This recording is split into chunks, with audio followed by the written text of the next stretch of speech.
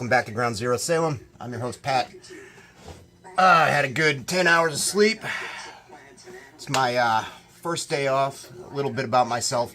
I work 3 12s in a row that are overnights, and I generally don't get much sleep during the day, during that first half of the week. Generally, it's like 6 to 6.5 hours. So usually Thursday nights I sleep like a motherfucker, and that's what I've done. I crashed last night at 2, woke up today at 11, and that is kind of loud, and I don't have batteries in my remote. Hold on a second. This is what we're listening to. I'll talk about that in a sec. This is the Ekbombs demo from Providence, Rhode Island. A bunch of guys that were previously in death metal bands, Blessed Awful in particular, and I think some others. This guy Ross, who sang for Blessed Awful, is the vocalist and guitarist, I think, in this. It's kind of hard to tell on the back here. Can't tell if he's holding an instrument or not. But it's awesome, kind of D-beat inspired hardcore shit. I bought a bunch of these to share with friends, so whoever I pick for the winner of my contest, the 500 subs contest, will get one of these as well. I'll probably BCLT a few of them out to the homies. So you can look forward to that. As far also the contest, just to mention that, bunch of entries already, which is cool. I think about 6 or 7 people made videos. I'm probably going to decide the winner, let's say on Halloween. We'll do it on Halloween. I have to fucking work on Halloween, but not till midnight, so I'll probably decide something that day. I just figured that out just now. So I want to talk about the CDs that I got. The last update was all tapes. This is a CD update, slash what I've been listening to. We'll start out with some heavy hitters here. I got a huge order in from Dark Descent, and I got this megalith, this titan of a release. Spectral Voice, Corridors of Unbeing. Eroded Corridors of Unbeing, rather. CD's over there, but this is what the fucking tray looks like. This came with a slip cover. I thought that'd be nice. Definitely a good enough album for me to get it on another format, namely vinyl. It's fantastic. I'd say the disembowelment comparisons are appropriate to an extent, but aren't really completely accurate either. They do utilize that kind of that clean, echoey sort of guitar to create mood and atmosphere. And it's really, really effective, great doomy death metal. Awesome stuff. It's almost like disembowelment with more of a catchy, streamlined, infectious kind of approach. There is less hopping around from different styles of music than the aforementioned disembowelment. It takes a lot from all kinds of slower, heavier death metal. You could say that maybe Mythic and bands like that are an influence, but really it's almost from another planet other than the nods to disembowelment, and it's very, very original and great stuff, and worth the wait. So I had that pre-order going. I threw a few other things in the cart. This is Death Ordinance by Heresiarch. We'll say Heresiarch. Pretty great. Chaotic death metal stuff with a little bit of a war metal bent to it. I've only spun it a few times. It's good. Desert of Ash, the closeout track, is an epic, slower, sludgier, kind of crushing sort of number that's pretty long and awesome. The cover art is pretty damn appropriate for capturing maybe what this sounds like. This cool tank with a mouth running people over. I like it a lot. And it looks like Paulo Girardi art, but I'm not sure. And I'm not going to thumb through this trying to figure out who did the cover painting. Bore the shit out of you. And also on Dark Descent, of course. And another Dark Descent release that I've been waiting patiently for, even though it came out months and months ago. I threw this in with the pre-order. This is Untergang, Misanthropology. Cute little play on words there. If you're familiar with Untergang, their last record was very disgusting, very, very, very bass-heavy, low-toned death metal. Probably, I guess, inspired a lot by Finnish stuff and Carcass primarily. This gets a little bit more American, a little bit more of an Autopsy influence, a little bit more catchiness. The guitar tone, this was produced in California, I think by the same guy who produced Necrot and those bands. Yeah, it says, Chad and Sonny of Necrot for letting us borrow drum gear and 12-string guitar. So, yeah, I don't have the info right in front of me, but this was produced in the U.S., in California, and it's fucking great. Definitely has more of an Autopsy bent to it, like I just said. And the riffs are fantastic.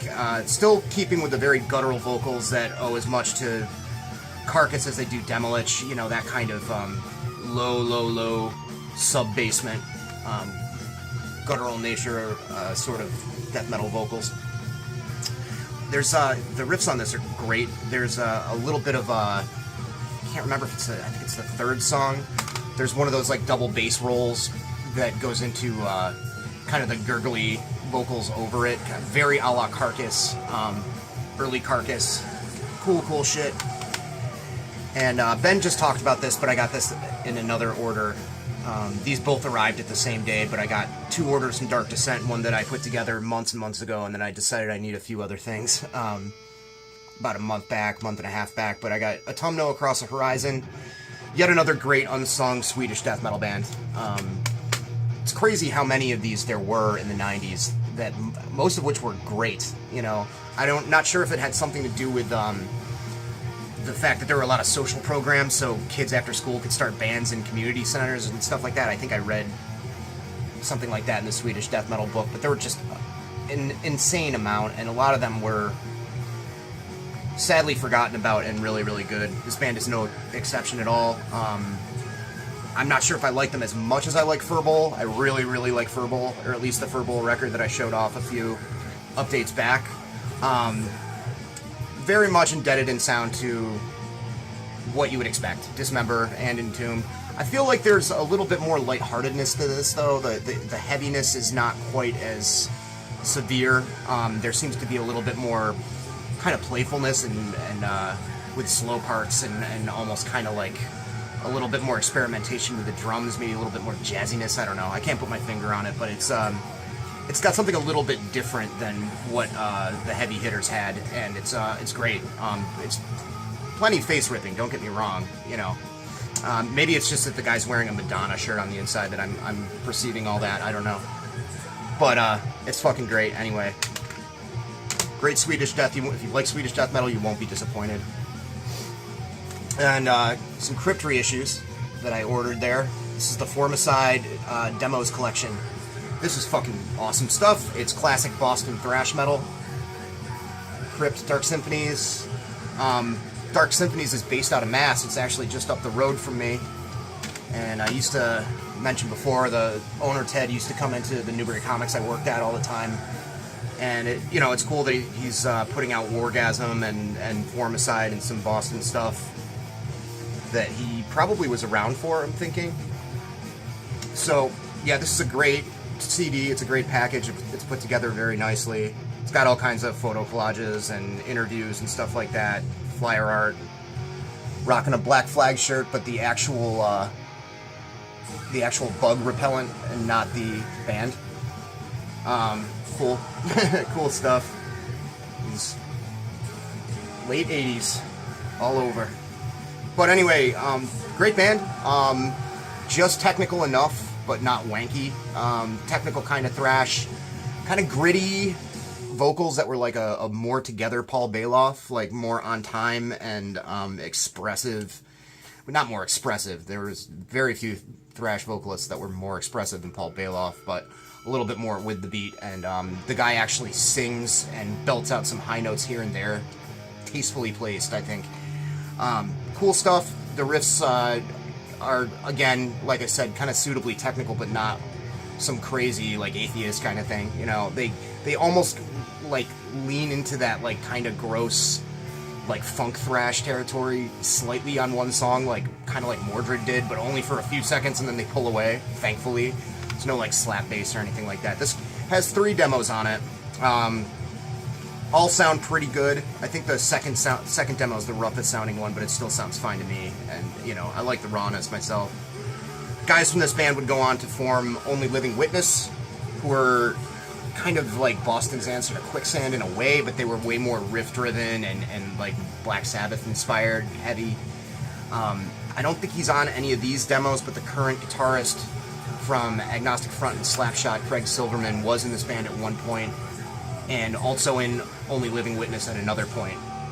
So there's some confusing lineage there, but just to mention him, it's quite the resume for that guy. But great fucking band, great ripping Boston thrash. We got this Deteriorate. If you've watched some of my older episodes on my channel, you probably have caught me jabbering on about these guys from PA. Classic death metal. Great fucking American death metal. Owing a lot in sound to Deicide, but having enough originality too. I feel like there's a little bit of a Swedish influence in there as well. I could just be hallucinating that, who knows. The production they got on their one death metal record, they did a death metal record and a black metal record. This is the death metal record, Routing in Hell, also released by the Crypt there. The production they got on this was really weird. I mean, it's very loud, everything's full in the mix, yada yada yada, it sounds decent. But the guitar tone is weirdly kind of fuzzy, and it does kind of remind me of that HM2 Swedish thing more than anything else, but that's not exactly nail on the head. That's not exactly how it sounds, but it gives it sort of an original sound. The second disc on here, which is what I was really pleased about, if it was just a re-release of the full length alone, I probably would have skipped it because I have the original CD over there. The second disc is cool. It has their original demo, which it's all songs from the full length. Then there's like a complete demo version of the full length that they did afterwards that they didn't really change much, but it has a little bit more of like a live like demo quality to it. And then the Gather the Nebbish demo, which is 5 songs that I believe ended up on their second record, which has some weird title. The Sanctuous Entrance, I think, is the name of the second record. 5 songs that were half of that second record, re-recorded, I think. That kind of leaning in sort of more of a black metal direction, but only slightly, which are great, the Gather the Nebbish demo. And then the other 5 songs that ended up on the second record were straight up like USBM. So I really would like to pick that up. I think it's skyrocketing in price now, which sucks because you used to be able to get it for $3, and I've been just putting it off, and probably now I can't afford it. But it is what it is. Just like the Formicide, you got a great, nice booklet here, full of photos and collages. There's an interview with one of the members in the back. What's his name there? I will look it up and I will edit this for time. Frank Larevante, guitarist and founding member. Interview with him. Some cool tidbits there. Kind of interesting. He doesn't seem to be aware of the resurgence in old school death metal and doesn't really seem to care, which is kind of cool to me. There's some great artwork in there though. Really neat stuff. So, cool interview. Great little package. Highly recommended if you want a nice slab of unsung East Coast Pennsylvania death metal. Then we got this Beowulf. This was an eBay score. This didn't come with the Dark Descent stuff. I snatched this up because it was cheap, and it's almost impossible to find the first Beowulf record, the self-titled one, for under like $100 now. Even the second one, Lost My Head, which was came out on Caroline, which is a pretty big label, is like $50, I think, or somewhere in that neighborhood. Beowulf were killer fucking Venice. I think they get labeled as crossover speed metal kind of stuff, but they're way more of a Motorhead worship, like rock and roll kind of band. The first record certainly is just straight up Motorhead loving kind of vocal execution, maybe a little bit more on that suicidal kind of sneering, like hey, kind of style, but very, very, very like rock and roll Motorhead, maybe a little bit of LA punk in there. The Lost My Head record, which I mentioned in one of my collection videos, is fucking awesome as well.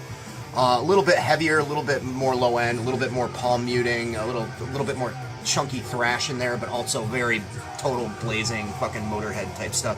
I don't know, they have some of the grossest sounding song lyrics are just off-putting to me for some reason. I don't know why.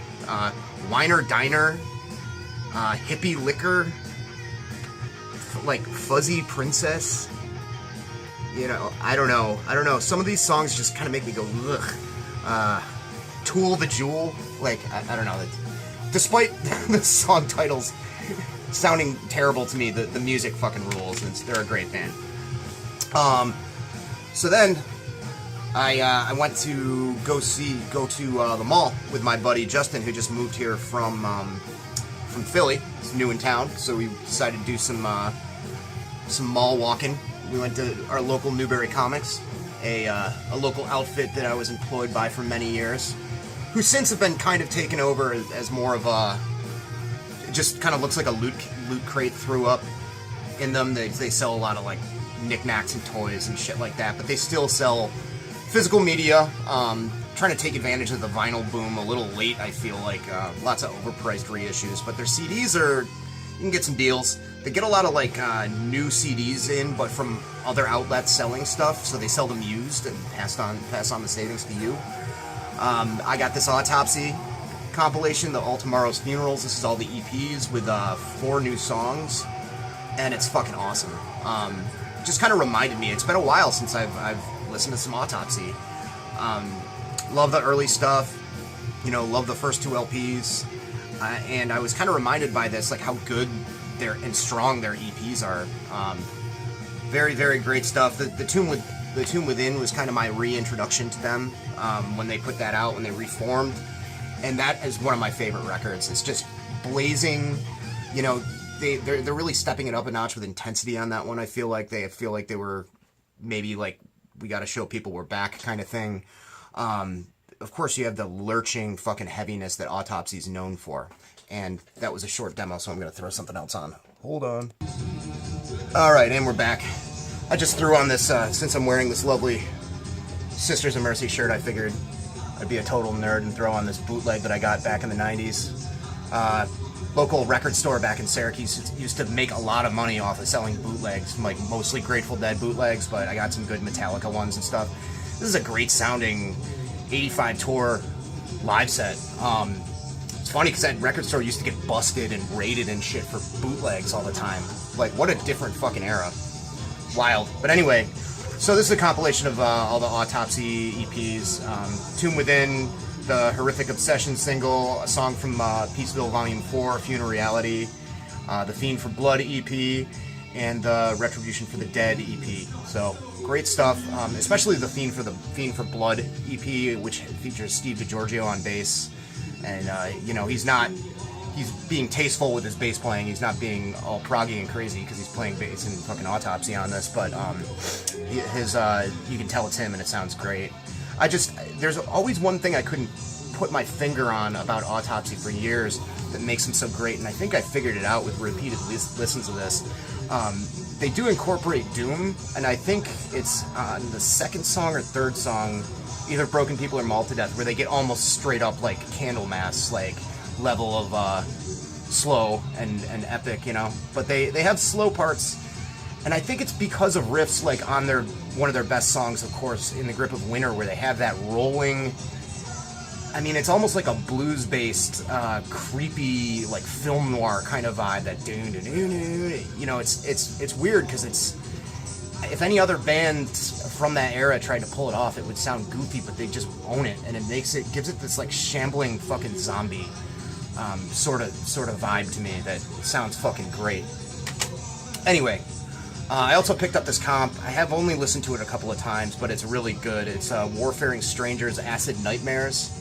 It's a compilation of tons of unheard of kind of garage psychedelic bands, but focusing on the heavier, darker side of lyrical content and sound for its day. It's got a very nice booklet filled with info on every single band. The only band that I was familiar with was the previously mentioned Bulbous Creation, who I talked about on an update on a collection deal a little while ago. But very cool shit. Lots of fuzzed out heavy stuff. Great artwork. What's going on there? It's a disemboweled fucking biker dude. But yeah, really neat stuff. The first song in particular really snagged me. I'm trying to remember what it was called. Zarhanga, Acid Nightmare is the name of the song. There's also another band called Acid, not the Acid from Belgium. But yeah, great stuff. You know, if you're into the modern, fuzzy kind of shit, I would say check out the Real Deal stuff. I mean, if you're into bands like Satan Satyrs or that kind of occult rock stuff that was hot a few years back, I think bands like this were really the inspiration for all that. And I certainly prefer it to that newer stuff. This was cheap, I picked up the Riot Thundersteel. And I do know that this is like a reformed version of Riot that were a New York band after one of the guys moved to California. Correct me if I'm wrong. Correct me in the comments, conversation. This is great. I wasn't expecting this to be so blazing. First of all, we got a great Manborg on the cover there. Can't go wrong with a good Manborg.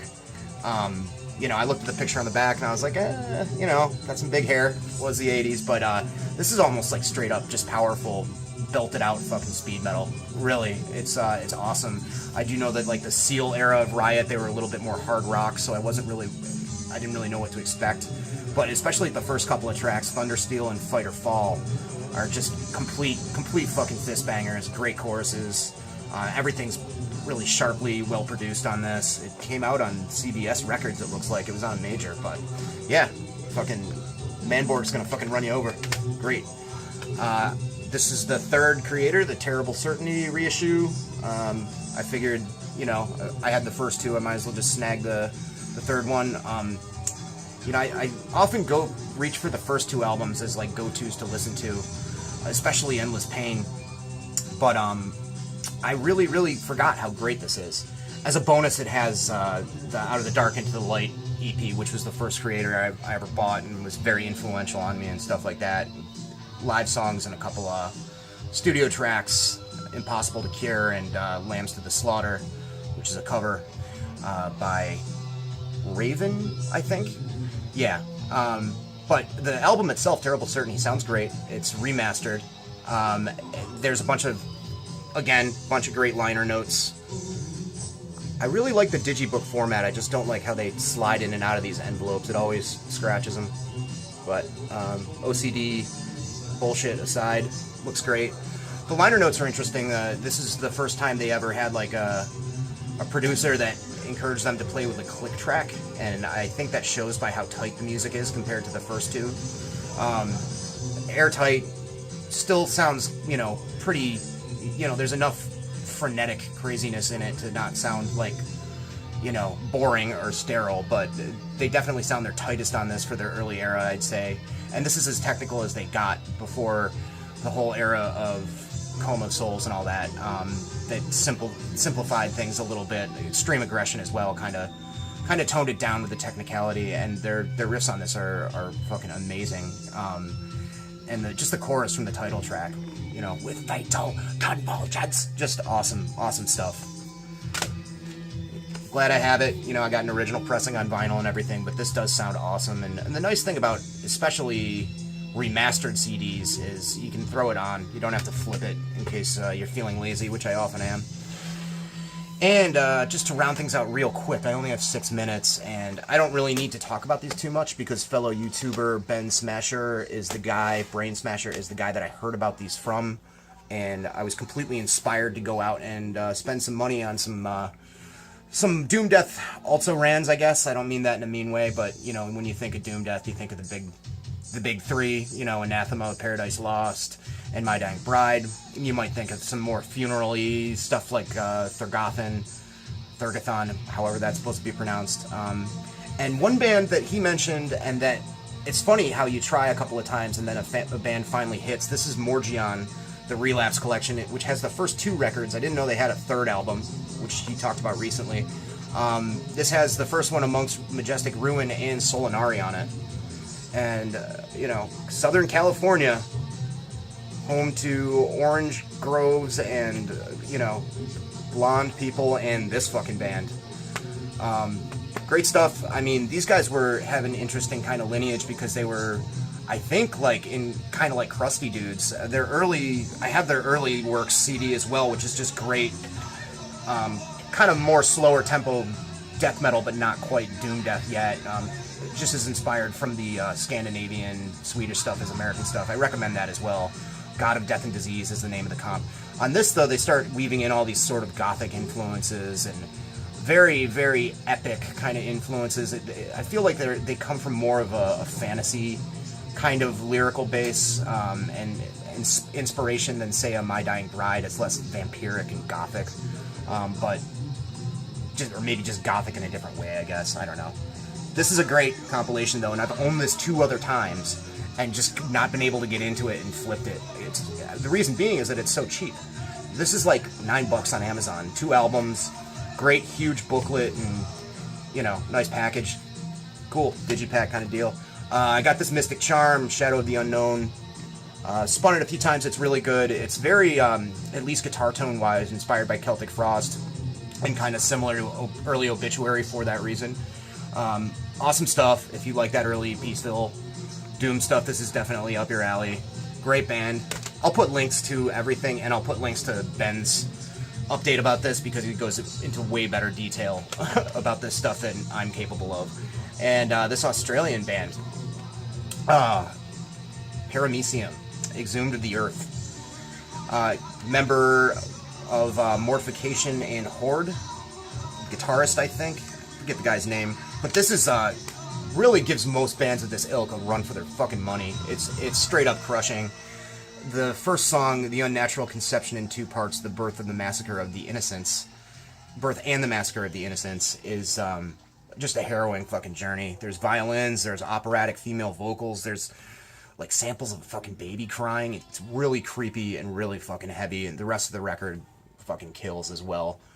Awesome, awesome Christian fucking doom death from Australia. And then, last but not least, I got this Thorns of the Carrion. Fucking first full length on Wild Rags again here. Gardens of Dead Winter.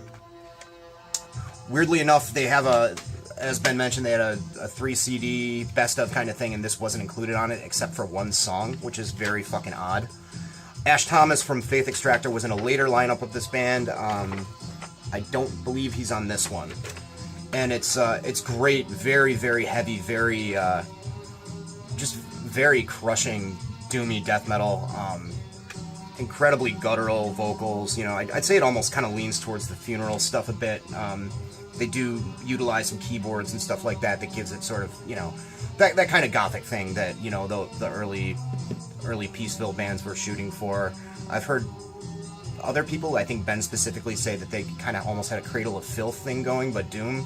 I'd say that's pretty apt. I haven't listened to the Cradle of Filth in a long time, so I don't really remember what they sound like. It's been like 20 years, but anyway, yeah, great shit. Thorns of the Carrion. A bunch of sealed copies of this are still available on Dark Descent, I think, unless they sold out. And don't be a sucker like me and pay $25 on eBay. Get one for like $10 less on Dark Descent. Yeah, that's it. That is all my stuff for now. I'll probably go back into, you know, some collection videos talking about what's in the stacks. Got a few other ideas and a few other surprises for you. If you want to get a video in, now would be the time for the Missteps and Stinkers the clumsily named Missteps and Stinkers contest, where you talk about underrated records. Alright.